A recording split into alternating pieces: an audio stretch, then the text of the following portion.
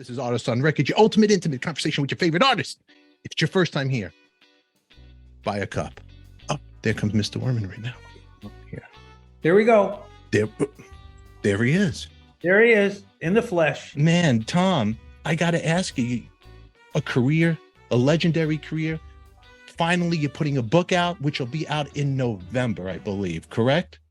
21st. The 21st, November 21st. Yeah. Right now, you could pre-order on Amazon, right? You could order like 100. I'm going to order. I'll order one. Turn It Up. Everybody, if you're looking, I'll put the links down below.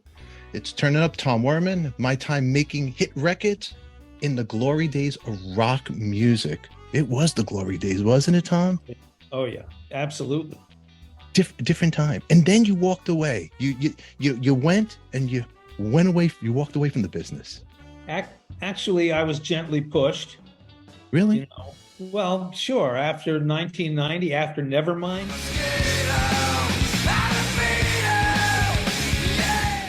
Things were different, you know, that any Seattle band who wanted to preserve their street credibility probably didn't want to work with a producer of Motley Crue.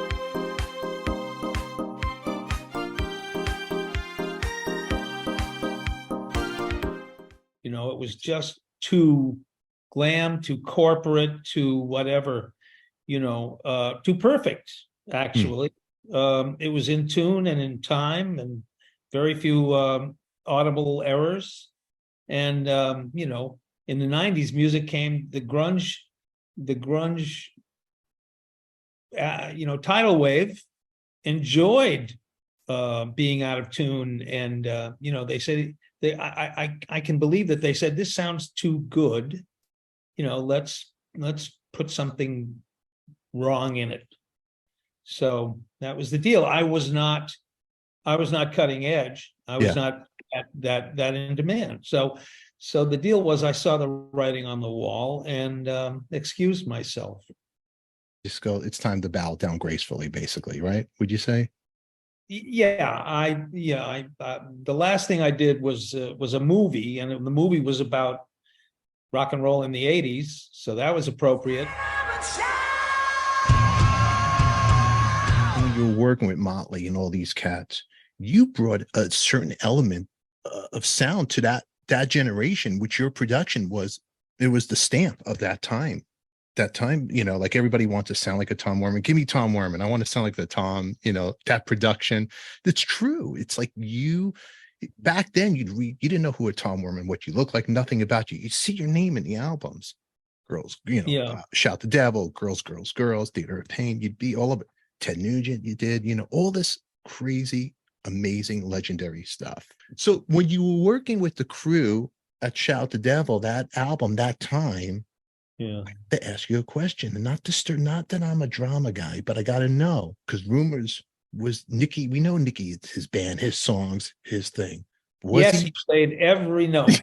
It's new that because Bob Rock, I think, was credited as repeating what Nikki said to him, which was, I don't remember playing bass on that album, you know. And I can understand that. But he said, I don't know, maybe somebody came in at night and replaced all my bass parts. I saw him play every note. I was sitting right in front of him.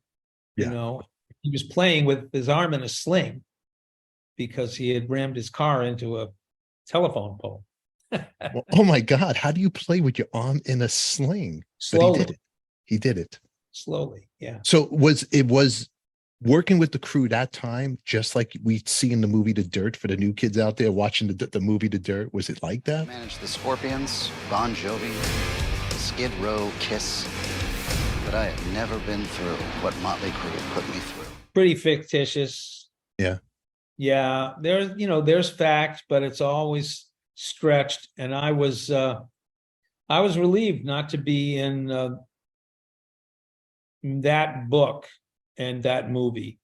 Nikki slagged me in the Heroin Diaries. Nothing he said I agreed with. We both recalled things differently. He said he wound up producing most of Vince's vocals. Not true. Other things like that. I was on the phone all the time. I had a notebook that I was, you know, if I was that bad, how did I get 23 gold and platinum records? Yeah. Or why didn't they fire me? You know, instead of having me do a second and a third album, you know, it was just, it isn't easy having done stuff. They take shots, you know, they take shots at you. I'm not saying it's perfect.